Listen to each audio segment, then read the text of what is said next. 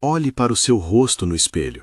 Repare nas linhas ao redor dos olhos, na curva do lábio, no jeito como a luz brinca no contorno do nariz. Agora imagine que 74 mil anos atrás, ou na margem dessas eras que pensamos ter domado apenas para contar histórias, alguém com uma face muito parecida com a sua abriu os olhos sob um céu que, por semanas, deixou de ser azul. Imagine esse rosto alinhado com a paisagem cinzenta, o vestígio de uma vida inteira reduzido ao sopro frio que vinha do alto. É por essa fresta que vamos entrar. Não para afirmar o que aconteceu de forma taxativa, mas para caminhar, juntos, por uma hipótese que mistura a evidência arqueológica, genética e o estranhamento poético do mito. E se, entre as cinzas, houvesse algo que não fosse apenas destruição, mas também memória deixada por um antigo habitante deste planeta?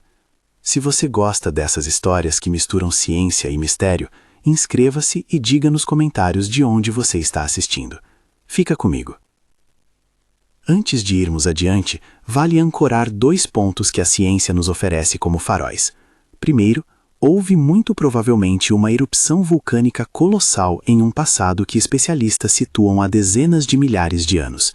Essa erupção, conhecida nos estudos como Toba, espalhou uma camada de cinza tão vasta que alterou o clima e deixou rastros em núcleos de gelo e camadas de sedimento. Segundo, as informações guardadas no nosso próprio corpo, o DNA que passamos de geração em geração, carregam sinais de uma diminuição drástica na diversidade populacional desse período. Pesquisas sobre o DNA mitocondrial e marcadores no cromossomo Y sugerem que, em algum momento dessa longa noite, o número de indivíduos humanos capazes de reproduzir-se foi reduzido a uma pequena fração do que havia sido antes. Não se trata de uma contagem precisa, mas de um padrão. Menos diversidade genética do que se esperaria se a população tivesse continuado crescendo sem grandes interrupções. Essa dupla pista, cenários de cinza no registro geológico e um gargalo nos sinais genéticos, é o cenário plausível onde nossa história se instala. Antes do céu se tornar cinza, os humanos modernos já caminhavam pela Terra. Nossos corpos tinham alcançado a configuração que reconhecemos hoje havia muito tempo. A anatomia, por si só, não sofria mudanças dramáticas naquele momento. Mas a cultura, hábitos, técnicas, rituais, modos de falar e de contar, nunca esteve completamente parada. Em alguns lugares, as coisas pareciam evoluir de forma muito lenta, um tipo de lâmina trabalhada em certo padrão, a repetição de ornamentos feitos com conchas, o uso de pigmentos para marcar objetos. Em outros pontos, porém, notam-se saltos, peças de osso gravadas, contas perfuradas, padrões que repetem um mesmo motivo como se fossem parte de uma gramática visual. Os estudiosos chamam esse conjunto de mudanças de revolução cognitiva, um momento em que a capacidade simbólica, a linguagem complexa e a transmissão cultural se tornam tão eficientes que, em poucas gerações, o mundo humano se parece com um lugar novo. Como isso acontece? Uma resposta parcimoniosa é por meio de imitação e aprendizagem social. Quando uma técnica se prova útil, uma lâmina que dura mais, uma estratégia de caça que funciona, ela é copiada, aperfeiçoada e padronizada. Inventam-se palavras, rituais para lembrar qual é o papel de cada um e formas sociais que favorecem a cooperação. Em um ambiente estável, esse processo pode ser lento. Em um ambiente de crise extrema, como o que se seguiu à erupção de Toba, certas pressões seletivas entram em jogo. Sobrevivência passa a depender mais do quanto um grupo consegue cooperar, comunicar-se e preservar conhecimentos críticos. A necessidade pode forçar a aceleração. Agora imagine, após a queda de cinza, quando o mundo ficou pálido e o solo parecia coberto por um pó que mastigaria o céu por meses, grupos humanos se recolheram em refúgios. Refúgios são vales protegidos, cavidades, planícies costeiras onde a chuva de cinza foi menos densa, onde o fogo podia ainda arder sob proteção de rochas altas. Nesses recantos, as pessoas se reuniam em bandos menores, entrelaçando laços que eram literalmente a diferença entre vida e morte. Em noites longas, à volta de fogueiras que mais raramente aqueciam, contavam-se histórias, remendavam-se peles, explicavam-se uns aos outros como afiar uma ponta de pedra para que cortasse e não se quebrasse na primeira caça. A linguagem então assume um papel central. Transmitir receitas de vida, nomes de plantas que resistiam ao frio, maneiras de procurar abrigo.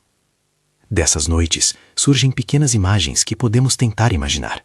Uma mãe soprando as cinzas da face de sua filha, um jovem que aprende com as mãos trêmulas a fazer uma corda a partir de fibras de plantas que sobreviveram, um artesão que percebe que certas lascas de pedra se encaixam melhor se retiradas sempre da mesma direção. São detalhes humildes, mas a repetição deles, multiplicada por muitos grupos, compõe uma tapeçaria que tempos depois se chama cultura. E é neste chão já fragilizado que vou inserir a hipótese que dá nome ao nosso caminho. E se, antes desses sobreviventes, tivesse existido... O que proponho é examinar, com cuidado e imaginação, como vestígios materiais de um passado mais distante poderiam funcionar como aceleradores de transmissão cultural para aqueles que vieram depois. Para pensar essa hipótese, vamos acompanhar um pequeno grupo que, no rescaldo, se instala à margem de um antigo leito de rio. Chamarei a narradora interna deste grupo de Lamo, uma mulher que aprendeu a afiar pedras com as mãos calejadas e que carrega um colar de contas feitas com conchas perfuradas. Ao seu lado há um jovem chamado Teco, curioso e inquieto, uma mulher anciã, Cara, guardiã de histórias, e uma criança, Mina, cujo olhar capta detalhes que os adultos deixam escapar. Esses nomes não são históricos, são pontes para humanizar o que, de outra forma, seria apenas um conjunto de traços nos vestígios arqueológicos. Num amanhecer de céu cinzento, quando Lamo saiu mais longe do acampamento para procurar raízes comestíveis, notou algo estranho, uma linha que se destacava do solo, um relevo regular como se alguém houvesse coberto com terra pedras colocadas lado a lado de uma forma que não era natural. A princípio pensou em um rochedo, depois em um vestígio de raiz. A mão passou por cima e sentiu a aresta, a curvatura deliberada. Chamou Teco, e juntos desenterraram um fragmento maior, uma pedra cortada, lisa em uma face e coberta por marcas que repetiam um mesmo motivo em fileira, pequenas incisões dispostas como notas de uma canção. Não havia sangue, não havia ouro, havia um trabalho de mão que não parecia erguido por acaso. Lamo encostou o canto do pano para limpar a superfície. O relevo mostrou um desenho que lembrava para a visão moderna uma trama de linhas que poderiam ser um padrão de anotação ou um símbolo repetido para marcar propriedade ou um motivo estético. O que isso significava naquela manhã era menos importante do que o efeito que o achado produziu. Olhares curiosos, o entusiasmo contido de Teco, a cautela de Cara. Encontrar algo que exige interpretação, uma marca, uma ferramenta que não se explica só pela natureza, força a reflexão. Será que aquilo era um template, um molde de algo que se poderia replicar? No mundo material, a existência de objetos padronizados facilita sua cópia. Um molde de pedra, uma peça de cerâmica com dimensões recorrentes, um padrão de corte para lâminas, todos esses elementos funcionam como formas de memória externa. Eles permitem que técnicas sejam transmitidas sem depender exclusivamente da memória oral ou de mestres que ensinem individualmente. Em situações de crise, quando os mestres podem ter morrido ou dispersados, um molde enterrado pode representar uma poupança de conhecimento. Imagine então que grupos como o de Lamo tenham encontrado aqui e ali traços de estruturas mais antigas, alicerces regulares, pedaços de cerâmica inusitados, depósitos de sementes em recipientes que resistiram à degradação. Para quem tem fome, uma semente não é apenas um símbolo, é uma promessa concreta de alimento para o futuro. Para quem vive em climas incertos, um conjunto de instruções para secar e guardar sementes é um saber que se paga com vidas. Encontrar recipientes organizados, tratores rudimentares para moer grãos, mesmo que inutilizados e corroídos, é como tropeçar numa biblioteca de técnicas. Na imaginação que guia esta história, alguns desses vestígios poderiam ser atribuídos, por medo e admiração, a entidades que nomeamos com palavras antigas, os Anunnaki, um nome que aparece em tradições muito posteriores e que aqui é usado apenas como rótulo para aquilo que é antigo e poderoso, o eco de um povo esquecido. Outros poderiam atribuir marcas ao trabalho de forças naturais ou a ancestrais igualmente humanos, apenas mais antigos. O ponto importante não é o nome, mas a função. Vestígios materiais que, por seu caráter replicável, reduzem a margem de erro na transmissão técnica. De volta ao acampamento, Lamo mostrou o fragmento à Cara. A mulher anciã, cuja memória guardava tradições de contos e maneiras de entrelaçar fibras, examinou o corte com olhos acostumados a distinguir o feito humano do capricho da natureza. Ela tocou as marcas, murmurou palavras que não eram exatamente canções nem fórmulas, eram observações, talvez orientação para Teco. Veja como foi feito com uma direção única, disse ela, apontando a ranhura mais profunda. Alguém fez isso por um propósito. Para Kara, o relicário era um lembrete. Nem tudo que se perde é esquecido. Há coisas que permanecem no mundo físico, esperando serem lidas de novo. Nos dias que se seguiram, o grupo explorou um trecho mais amplo do leito do rio. Em uma encosta, entre camadas de cinza mais antiga e sedimentos trazidos pelas chuvas, encontraram outra surpresa. Uma pequena câmara lotada de fragmentos, uma pilha de lascas que, se encaixadas, sugeriam formas mais complexas. Havia entre as lascas uma série de pequenos discos perfurados, contas talvez, cada uma trabalhada com uma precisão que não cabia inteiramente ao acaso. Mina, a criança, agarrou um desses discos e ficou encantada com a forma como a luz fraca refletia na superfície polida. Encontrar peças padronizadas provoca efeitos práticos imediatos. Um artesão que vê uma conta bem feita pode replicá-la. Um jovem que observa uma lâmina cortada com simetria aprende a insistir num procedimento que dá resultados previsíveis. Uma comunidade que reconhece um padrão começa a criar uma linguagem comum para nomear esse padrão.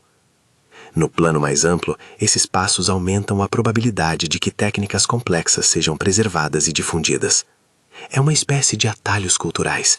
Em vez de reinventar tudo a cada geração, a humanidade passa a reutilizar, adaptar e expandir o que encontra. Mas não se engane, a interpretação desses achados é sempre ambígua.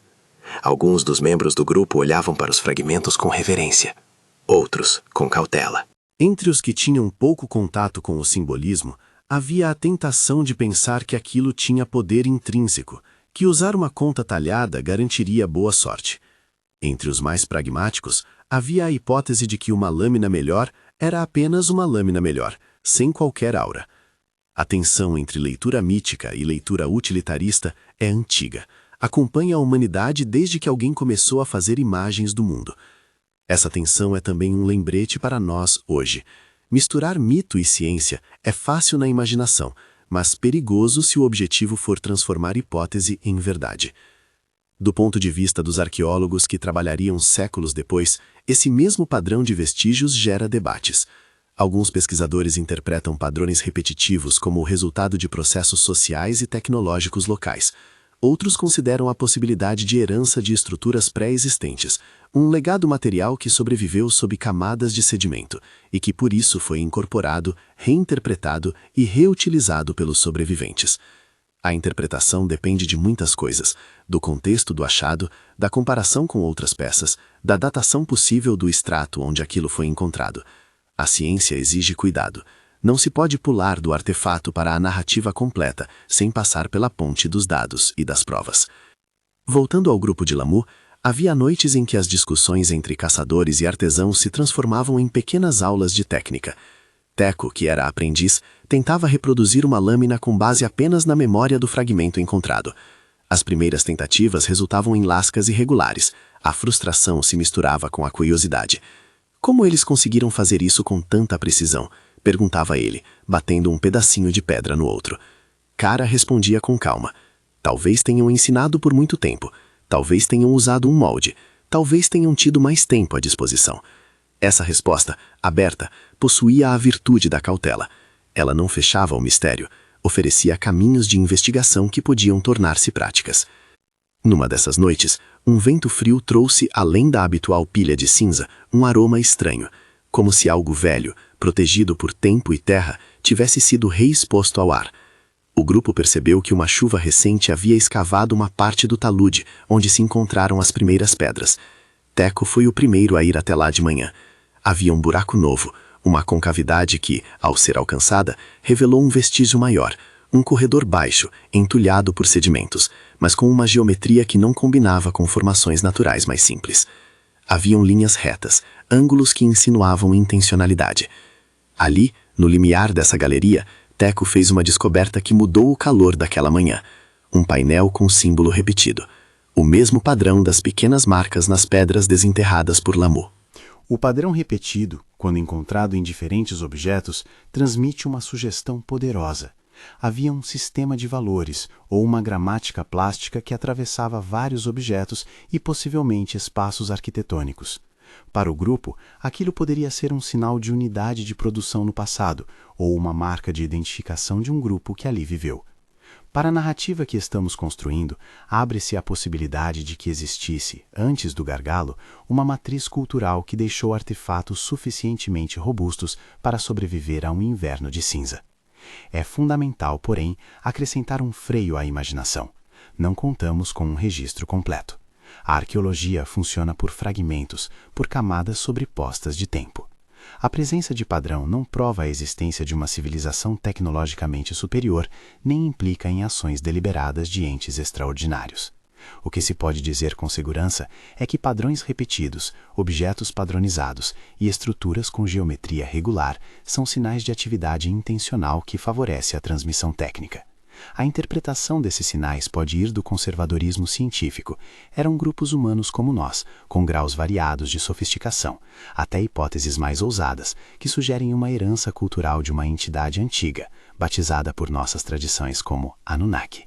Em qualquer caso, as hipóteses precisam ser submetidas à prova, precisam explicar o porquê desses padrões e como foram preservados. Enquanto Teco, Lamu e Kara observavam o painel, percebiam uma lógica que mais tarde seria útil para dar sentido à aceleração cultural. A ideia de que modelos repetíveis, depósitos de recursos e símbolos compartilhados funcionam como atalhos cognitivos. A presença de um molde ou de recipientes padronizados reduz a necessidade de invenção do zero. Em vez de reinventar, basta adaptar. Em termos evolutivos culturais, isso é poderoso. Num cenário de crise, atalho cultural pode ser sinônimo de sobrevivência. Mas não pense que a absorção de vestígios é automática. Há resistências, tabus, rivalidades, o medo do desconhecido. Alguns grupos podem rejeitar o uso de objetos estranhos como profanação. Outros podem atribuir um poder mágico a tais objetos e tratá-los como relicários intangíveis. Ainda assim, ao longo das gerações, a tensão entre utilidade e medo tende a se resolver, lentamente, em práticas que privilegiam o que funciona. Um molde para lâminas, por mais reverenciado que seja, torna-se repetidamente útil se cortar melhor e durar mais. Uma semente guardada, por mais sagrada que seja, alimenta quem a planta. É por isso que a materialidade tem um papel tão grande na transmissão cultural. Ela prende a memória fora da cabeça das pessoas, num objeto que pode ser tocado, medido e replicado. À medida que o grupo de Lamu começa a integrar alguns dos padrões que encontra, pequenos efeitos sociais são visíveis. Teco encontra caminhos de maior destreza. Mina aprende a identificar as sementes que não foram comidas. Kara ensina aos outros um canto que ajuda a lembrar a ordem de passos para secar os grãos. Essas rotinas, repetidas ao longo de anos, criam um repertório mais estável. Lentamente, aquilo que era fragmento torna-se norma local. O que aconteceu com o resto do mundo? Não sabemos ainda. Em cada refúgio, as histórias divergem. Em alguns outros cantos, as tradições morrem. Em outros, renascem com força. A diversidade cultural que emerge depois do gargalo não é homogênea, e as peças encontradas aqui e ali tornam-se elos em cadeias de transmissão que conectam pontos distantes. Enquanto descrevemos esse processo hipotético, é apropriado trazer à tona a voz do ceticismo, pois a própria ciência nos obriga a isso. Alguns modernos estudiosos sinalizam que padrões repetidos e objetos padronizados não necessariamente implicam em herança direta de uma cultura mais avançada. Eles podem resultar de convergência, grupos diferentes que, expostos a problemas semelhantes, encontram soluções parecidas. Outros apontam para o desgaste das peças e a dificuldade de datar precisamente cada fragmento, o que torna arriscado construir linhas causais longas demais a partir de pontos isolados. Ainda assim, muitos concordam num ponto crucial. A existência de moldes, depósitos organizados e símbolos compartilhados facilita a difusão de conhecimentos. Essa conclusão é relativamente segura, mesmo que a origem última desses artefatos permaneça controvertida. No campo da genética, a história se desenha de modo complementar. O gargalo populacional implicou uma perda de diversidade genética, que tem implicações sutis mais importantes. Menos diversidade significa, entre outras coisas, que certas variantes genéticas desapareceram. O que restou passou a ser a base sobre a qual as gerações seguintes se reconstruíram. Esse filtro geneticamente estreito não implica em seres mais fortes ou melhores. Significa que a margem de variação foi reduzida e que a sorte, quem sobreviveu onde e com quem, teve papel determinante na composição dos grupos futuros. Quando pensamos em cultura sobre esse fundo genético, percebemos que a transmissão cultural pode funcionar como um acelerador das mudanças adaptativas. Uma técnica ou ritual útil pode se espalhar por grupos que, geneticamente diferentes, pouco a pouco incorporam a mesma prática, criando assim coincidências entre biologia e cultura. No entanto, nada disso significa que um possível legado material, os chamados vestígios Anunnaki, teria causado mudanças biológicas diretas. Não há evidências de que tecnologias antigas tenham provocado alterações genéticas imediatas. O que poderia plausivelmente acontecer é que tecnologias e práticas facilitassem a sobrevivência em contextos críticos, elevando as chances de transmissão de certos comportamentos e, consequentemente, a sua persistência na cultura. E aqui chegamos a uma imagem que nos acompanha quando pensamos em legados. O objeto encontrado num acampamento abandonado, a técnica que se padroniza, a história que se conta à volta do fogo. Essas coisas funcionam como formas de memória externa que sobrevivem a muitas ausências. Pensar que um passado mais antigo poderia ter deixado esse tipo de memória é, em primeiro lugar, uma hipótese útil para explicar acelerações locais na cultura. Em segundo lugar, é uma narrativa que nos ajuda a lidar com a fragilidade humana diante de eventos catastróficos. Se algo sobrevive ao tempo, ele nos fornece âncoras para reerguer. Nosso primeiro encontro com a ideia de um legado mais amplo, algo que para alguns poderia ser rotulado de Anunnaki, termina num momento de tensão controlada. O corredor que Teco encontrou desce um pouco mais contra as camadas do solo e parece curvar-se em direção ao que poderia ser um espaço interno. Há ruínas, há padrões, há talvez um conjunto de recipientes. Quando o grupo se reúne para decidir se voltam com ferramentas improvisadas para explorar, há um silêncio que fala por si. Curiosidade, medo, respeito. Kara lembra que todo objeto tem sua história e que tocá-lo é interromper um silêncio muito antigo. Lamu pensa nas sementes que possam ter sido guardadas e nas vantagens práticas de recuperá-las. Teco imagina, com a ardência da juventude, descobrir uma técnica que mudará a vida no acampamento. O solo, por sua vez, guarda segredos que demorarão a ser lidos. O ar, ainda frio, traz um leve cheiro de terra molhada. Mina se aproxima, hesitante, e apalpa com dedos pequenos a borda do que pode ser uma soleira. Há uma marca ali, repetida, familiar. É igual à das pequenas contas encontradas antes. O padrão repete-se, como se dissesse, aqui houve mãos. O que significa que um padrão surge em mais de um lugar, que ele era conhecido por mais de um grupo e que talvez tenha atravessado a noite de cinza. Ou que diferentes mentes humanas diante de problemas semelhantes chegaram a soluções parecidas. Ou ainda que uma tradição mais antiga deixou no leito da terra ferramentas de memória. Enquanto a equipe decide o que fazer, a imagem se fecha. Um grupo de pessoas reunidas diante de uma entrada, o cinza ao redor, o vento que passa entre as pedras, e o painel com símbolos repetidos que lança uma pergunta maior para o futuro. E se aquilo que encontramos não fosse apenas um resto aleatório, mas um começo reconfigurado? A resposta, por ora, é uma possibilidade entre muitas. Mas a possibilidade, quando somada ao que sabemos da erupção de Toba e do gargalo genético, rende um enredo que merece ser seguido com calma, prudência e admiração. E é nesse limiar que deixamos nossos personagens, Lamu, Teco, Kara e Mina, diante do que pode ser uma entrada para uma memória material mais extensa. Eles preparam lanternas de pedra polida e cordas, discutem planos cautelosos, e cada um guarda consigo uma imagem diferente do que poderá haver lá dentro.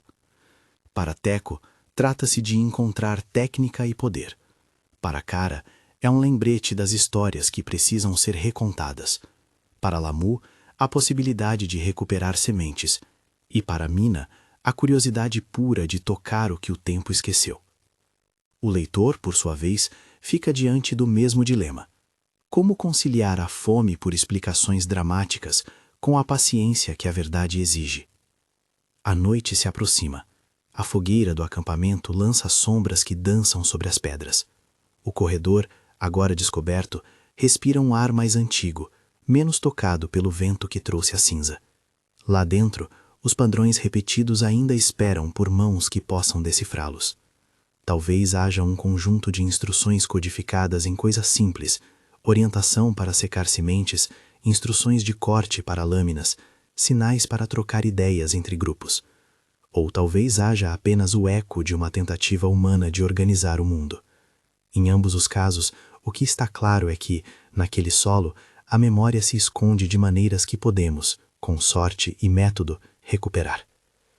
Quando fechamos os olhos por um instante, é difícil não sentir uma reverência. A história humana, mesmo em suas reviravoltas mais duras, preserva fragmentos que nos permitem reconstruir caminhos. E se a hipótese de um legado anterior, os chamados Anunnaki, for apenas isso, uma hipótese que ilumina possibilidades, ela nos ajuda a compreender como cultura e materialidade podem juntas acelerar a transformação humana. Ao mesmo tempo, a ciência nos lembra de manter a curiosidade dentro de barreiras de prova. Entre imaginação e evidência, encontra-se o terreno fértil onde histórias de resiliência prosperam. Agora que os homens e mulheres do acampamento se preparam para descer com tochas improvisadas, a madrugada empalidece. A respiração de todos se alinha ao bater do coração do mundo, uma batida lenta, paciente, que guarda ainda muitos segredos. É impossível saber naquele exato momento se o que irão encontrar mudará radicalmente a destino de sua comunidade. Mas já é palpável que a mera presença de algo intencional, deixado no solo, tem o poder de alterar rotas, fornece modelos, preserva sementes, ensina mãos a repetir. A descoberta é uma oferta de futuro. E no silêncio que antecede a primeira lâmina de luz a penetrar o corredor, a madrugada empalidece. A respiração de todos se alinha ao bater do coração do mundo, uma batida lenta, paciente, que guarda ainda muitos segredos.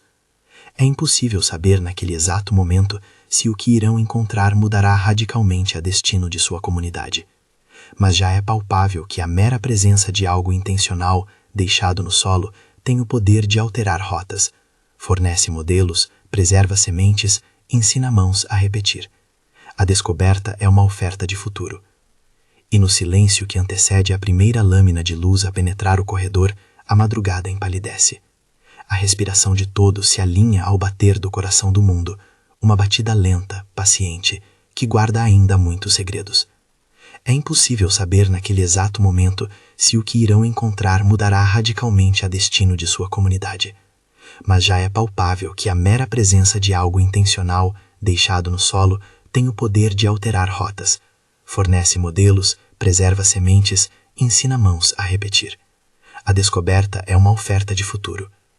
E no silêncio que antecede a primeira lâmina de luz a penetrar o corredor, a madrugada empalidece. A respiração de todos se alinha ao bater do coração do mundo, uma batida lenta, paciente, que guarda ainda muitos segredos. É impossível saber naquele exato momento se o que irão encontrar mudará radicalmente a destino de sua comunidade. Mas já é palpável que a mera presença de algo intencional, deixado no solo, tem o poder de alterar rotas, fornece modelos, preserva sementes, ensina mãos a repetir. A descoberta é uma oferta de futuro. E no silêncio que antecede a primeira... Eles acenderam as tochas com cuidado, friccionando pedras que já brilhavam por uso e suor. A luz lambeu as paredes do corredor e revelou mais padrões, linhas que se repetiam, círculos concêntricos, pequenos sulcos que poderiam ser guias para encaixes ou sinais para alinhar objetos. A respiração coletiva, contida, criou um ritmo que parecia um diálogo com o silêncio da pedra. Mina segurava firme a conta que roubara do cesto, os dedos sujos de cinza, e encostava-a nas marcas como quem tenta completar uma frase incompleta. Desceram mais adiante e a câmara se abriu. Não era vasta como uma sala que se vê em sonhos grandiosos. Era uma construção simples, porém proposital. Bancadas baixas, nichos, reentrâncias que pareciam adaptar-se ao tamanho das mãos. Havia recipientes quebrados que, quando reunidos, formavam um formato plausível de pote. Em um canto, quase coberto por sedimentos, descansava um pequeno feixe de fibras endurecidas, ainda com traços de matéria orgânica preservada, restos de algo que funcionara como corda ou como rede. O ar ali era mais estático, menos invadido pelo vento que soprava cinza do lado de fora. Parecia, por um instante, que o tempo havia sido comprimido naquele compartimento. Cara moveu a mão sobre um dos nichos e sentiu a suavidade polida.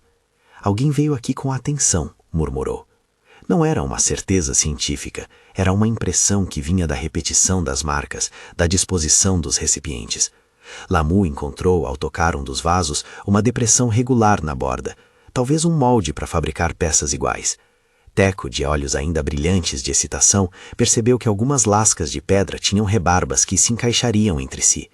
Como amarrar peças para que se tornem maiores, pensou, e riu com a ideia de que um artesão de outrora poderia ter deixado instruções quase sem querer.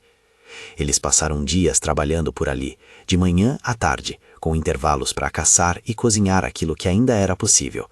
A câmara funcionou como um foco de aprendizagem. Observar um suporte com reentrâncias levou Teco a tentar reproduzir um molde. Ver o vaso com marcas regulares levou Lamu a ensaiar como prensar argila entre as mãos para repetir a forma. O processo era lento, repleto de tentativas e erros. Lascas quebravam, moldes desmoronavam, experiências falhavam, mas havia um avanço perceptível.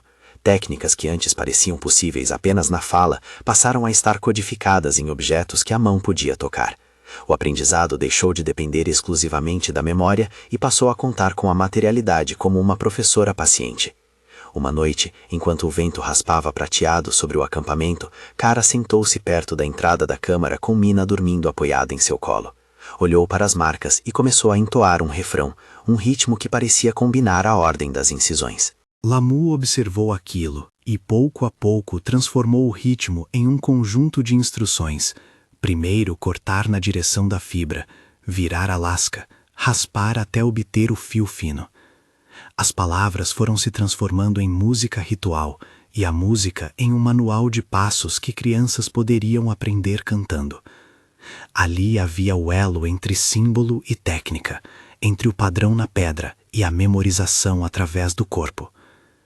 Com meses que viraram estações, o acampamento aprendeu a manter sementes debaixo de recipientes isolados, a aproveitar sulcos que funcionavam como moendas improvisadas, a alinhar lascas de pedra para obter lâminas mais regulares. As técnicas se espalharam por narrativas e canções. O padrão que trouxera o grupo ao corredor tornou-se um emblema. Quem o trazia em uma conta poderia ser reconhecido como aquele que sabia como secar e guardar sementes, ou como aquele que dominava as lâminas que cortavam melhor. Numa lógica simples e humana, o uso repetido de ferramentas que funcionavam gerou reputação e confiança, e assim a adoção se ampliou. Algumas semanas depois, uma nova expedição trouxe outro tipo de descoberta, um depósito subterrâneo, uma cavidade mais funda, onde alguns recipientes resistiam intactos. Dentro deles havia grãos, menores, mais enrugados por estar ali enterrados, mas claramente sementes. Eram pequenas, discretas, talvez variedades de graminhas.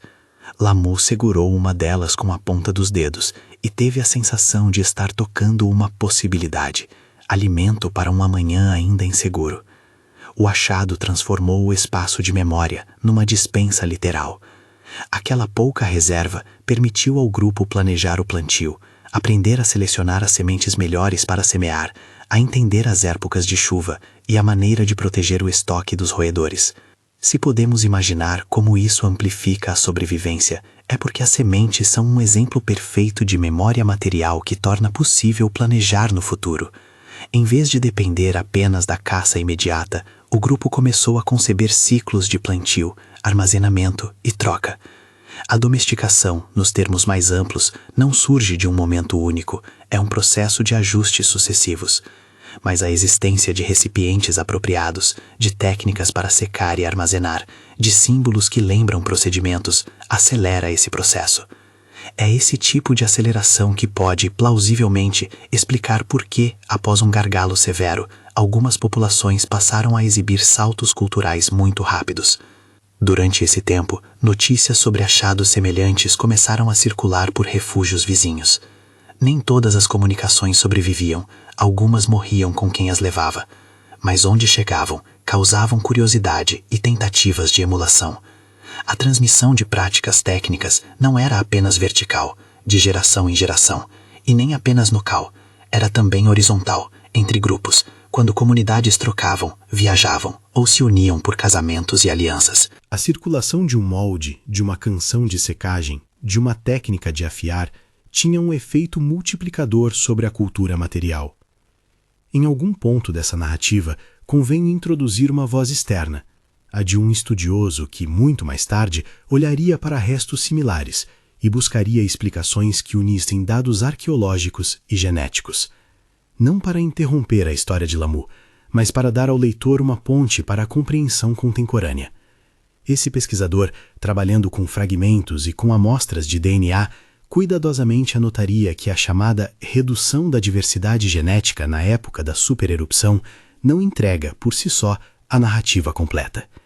Explicaria que os sinais no DNA mitocondrial e no cromossomo Y sugerem que, durante esse período, uma redução considerável na variação ocorreu, uma perda de alelos que marcou a base genética daquelas populações que sobreviviam. Esse pesquisador apontaria também que a arqueologia posterior encontra em estratos posteriores à catástrofe um aumento de sinais simbólicos e técnicos em certos locais. A interpretação que uniria esses dois fios, genético e material, passaria por entender como a seleção cultural e a seleção por cooperação poderiam ter favorecido grupos mais aptos a manter e transmitir conhecimentos úteis. Retornando ao acampamento, é intrigante observar como as emoções se reorganizam em torno desses achados. Havia orgulho e medo. Orgulho por descobrir e dominar algo útil, temor diante do mistério. O nome Anunnaki, quando surgia em alguma história transmitida por cantigas que marginalmente sobreviveram de refúgios distantes, ia se misturando com nomes de ancestrais, com espíritos protetores do campo, com explicações para coisas que não se compreendiam. O rótulo assumia várias funções, dava sentido, atraía respeito, instituía limites. Para alguns era apenas um jeito de falar sobre aquilo que era antigo e maior do que a memória viva. Para outros, se transformava em reverência. O ponto a reter é que a nomeação, mesmo vaga, mesmo posterior, alimenta a continuidade do uso. Chamar algo pelo nome ajuda a transmiti-lo. Ao longo dos anos, a acumulação de práticas gerou diferenças entre grupos. Uns se converteram em pontos de transmissão mais fortes, talvez por estarem melhor situados entre rotas de troca. Outros, isolados, perderam técnicas. Essa diversidade levou a um mosaico humano. Em alguns locais, o que começou como um mosaico de recipientes e padrões evoluiu para artes sofisticadas. Em outros, permaneceu como ferramentas simples, porém eficazes. A revolução cognitiva que os estudiosos mencionam não aconteceu de modo homogêneo, mas em zonas de intensidade cultural, onde recursos, pressa, cuidado e materialidade convergiam. Tudo isso ainda assim não comprova que existiu uma civilização prévia de proporções monumentais. É aqui que o terreno do ceticismo entra com força, e é saudável que entre. É possível que padrões parecidos surjam independentemente, como soluções convergentes para problemas semelhantes. A mesma maneira de cortar pedra pode aparecer em lugares diferentes, porque as propriedades da matéria impõem caminhos eficientes. É plausível também que estruturas relativamente simples, encontradas isoladamente, tendam a ser interpretadas por âncoras narrativas, o que nos leva a enxergar intenção e unidade onde pode ter havido apenas várias mãos trabalhando de forma parecida. Por isso, qualquer hipótese que proponha um legado material amplo precisa ser avaliada com cautela. Ela deve propor mecanismos testáveis, prever onde encontraríamos evidências adicionais e admitir a possibilidade de que sinais semelhantes surjam sem um único autor coletivo. Ainda assim, podemos considerar a hipótese como um instrumento explicativo. E se um complexo de técnicas e objetos, moldes, recipientes de armazenamento, símbolos partilhados, tivesse existido em formas suficientemente robustas para sobreviver à catástrofe e para ser reutilizado pelos sobreviventes? Um legado desse tipo funcionaria não como magia, mas como infraestrutura cognitiva. Em vez de inventar tudo do zero, aqueles que encontrassem as estruturas teriam atalhos.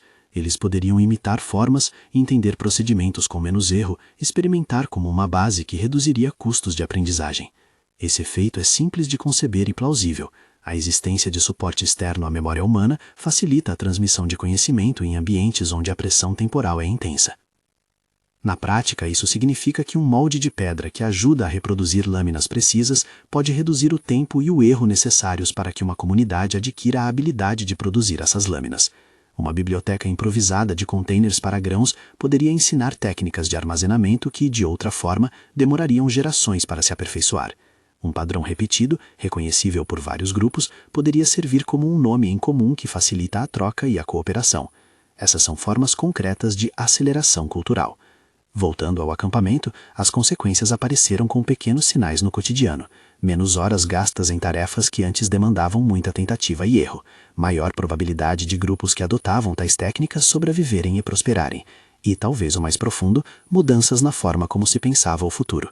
Quando é possível guardar e replantar, o horizonte temporal de um grupo se alarga, e uma visão mais alongada do tempo abre espaço para práticas mais complexas, rituais vinculados às estações, especializações de ofício e inventários coletivos. É nessa confluência de fatores que reside o cerne da hipótese, a combinação de um gargalo populacional, que por si só reduz diversidade mas aumenta a força do acaso, com a presença de memórias materiais prontamente reutilizáveis, que funcionam como uma infraestrutura cultural, cria condições muito favoráveis para mudanças rápidas. A seleção social favorece aqueles que cooperam e compartilham, e a existência de artefatos que facilitam cooperação e produção tende a ser escolhida, ainda que por vias não intencionais. Mesmo nessa narrativa cuidadosa, insistimos na distinção.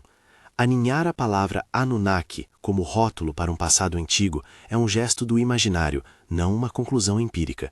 Usar o nome é útil para falar sobre o que é velho e potente como ideia, mas devemos resistir à tentação de transformar essa hipótese em certidão, de preencher lacunas com maravilhas que não se sustentam ao escrutínio. Existe uma diferença importante entre imaginar que um legado ajudou a acelerar a cultura e afirmar que entidades extraordinárias intervieram no plano genético ou biológico dos sobreviventes. A primeira hipótese é materialista e explicativa, a segunda, mitológica, não tem apoio nas evidências paleontológicas e genéticas. Com o tempo, conforme o acampamento de Lamu consolidava técnicas, aconteciam outras coisas menos tangíveis, porém essenciais. A linguagem se tornava mais precisa quando descrevia processos. Os rituais surgiam para proteger e transmitir sequências. As crianças aprendiam por canções e brincadeiras, e os laços sociais que envolviam partilha e confiança fortaleciam-se. Lamu notou que em suas mãos a afiação se tornara um gesto quase automático, uma memória corporal que escapava da necessidade de repetição consciente. E se técnicas se tornavam hábitos corporificados, elas também se transformavam em estruturas que moldavam o pensamento e o futuro do grupo. O legado, portanto, era mais do que objetos. Era um conjunto de mediações entre mente e mundo, moldes que permitiam formas, recipientes que guardavam recursos, padrões que codificavam possibilidades de ação, rituais que preservavam passos. Somadas, todas essas coisas compunham o que podemos chamar de matrizes de aprendizagem. E é por isso que, mesmo sem um arquivo textual como conhecemos, o passado podia instruir o presente. Houve naturalmente resistências. Nem todos os que chegavam adotavam as novidades. Crenças e medos geravam fronteiras culturais. Em certos acampamentos vizinhos, um símbolo semelhante era interpretado como sinal de má sorte, e os líderes locais proibiam o uso de objetos associados a essas marcas. Em outros, uma criatura mítica ou a lembrança de um desastre passado alimentava a superstição. Assim, a difusão era desigual, feita de encontros, trocas e recusas. Mas mesmo a recusa era um dado cultural a ser estudado. Ela mostrava que a transmissão não era automática, que a adoção dependia de confiança, de utilidade percebida e de relações intergrupais. Certa manhã, anos depois de terem descido pela primeira vez ao corredor, Lamu e Teco abriram uma câmara que continha uma peça diferente, um disco com sulcos concêntricos que, quando girado sobre uma superfície áspera, produzia faíscas. Era uma combinação de ciência prática e engenhosidade. Não se tratava de energia misteriosa, nem de tecnologia mágica. Era um artefato simples, fruto de um saber acumulado. Ter algo assim à mão alterava a rotina do fogo. Acendê-lo tornava-se menos sujeito ao acaso. E onde o fogo é mais confiável, o alimento é melhor preparado, habitats são mais controlados e as noites se tornam menos cruéis. Pequenas vantagens se acumulam. Se em algum ponto existe uma moral para essa história, ela talvez esteja aí.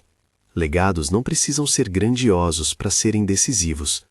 Uma conta bem perfurada, um molde de lâmina, um recipiente para sementes, um refrão que ajuda a lembrar os passos, essas tecnologias simples podem alterar trajetórias. É esse o ponto central do exercício de imaginar os Anunnaki como herança possível. Não fantasmas que conduzem, mas objetos e padrões que oferecem atalhos. Voltando ao presente da narrativa, o grupo decidiu não pilhar o sítio de forma descuidada. Em vez disso, criaram um acordo: preservar o que fosse útil, anotar nas pedras, através de marcas, onde cada coisa for encontrada. Estabelecer um círculo de aprendizado para ensinar os mais jovens e trocar parte das sementes com outros grupos em troca de informação.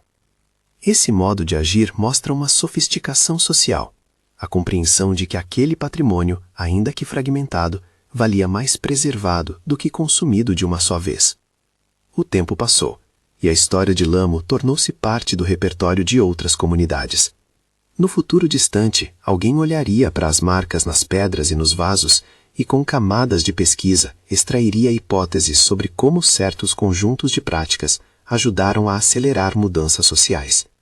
Alguns pesquisadores enfatizariam a convergência, outros a possibilidade de legado material mais amplo. A disputa entre interpretações é normal e saudável. Ela nos lembra que a ciência trabalha com provas e com a necessidade de testar hipóteses, e que a imaginação tem papel crucial para apontar caminhos de investigação. Ao encerrar nossa caminhada por esse cenário imaginado, é importante voltar ao espelho do início. Olhe para seu rosto novamente. Perceba a continuidade que carrega. Somos todos nós cúmplices de uma história longa, cheia de rupturas e recombinações. Há algo consolador e inquietante nisso. Consolador porque nos mostra que, dos escombros, podem nascer possibilidades. Inquietante porque nos coloca diante da responsabilidade. O que preservamos hoje pode ser o que sustenta as vidas de amanhã. A palavra Anunnaki, usada aqui, serviu como etiqueta para aquilo que é antigo e potente. Um convite para imaginar alternativas, não uma afirmação. Entre ciência e mito existe um diálogo fecundo. A ciência exige provas e mede probabilidades. O mito aponta para o sentido e para a emoção que guiam as escolhas humanas. Quando caminhamos entre esses territórios com cuidado, podemos usar a imaginação para formular perguntas boas e a evidência para responder às perguntas que podemos testar. Nosso pequeno grupo, naquela enseada de cinza, aprendeu a transformar objetos em memórias e memórias em ação. Eles não receberam um impulso sobrenatural. Receberam, se tudo ocorreu dessa forma, a oportunidade de tocar em formas que já haviam sido trabalhadas antes. Com essas formas, aprenderam a conservar, a partilhar e a planejar. E isso, mais do que qualquer mito de intervenção direta, é o que poderia ter acelerado transformações profundas em sociedades fraturadas pelo desastre. Agora feche os olhos por um momento e imagine a cena. A lâmpada fraca de uma tocha tremulante, a textura de uma conta nas palmas, o som distante do vento varrendo o solo cinzento. Uma criança que aprende a cantar os passos do plantio, um artesão que ensina um aprendiz. Sinta o calor tímido, não apenas da chama, mas da mão que segura a sua. Um gesto humano transmitido por milênios. É nessa continuidade que reside nossa profunda conexão com o passado. Se essa hipótese mexeu com sua imaginação, conte nos comentários qual legado você gostaria de descobrir no solo. Uma caixa de sementes, um molde de lâmina, uma canção esquecida. E durma bem com essa imagem. Boa noite.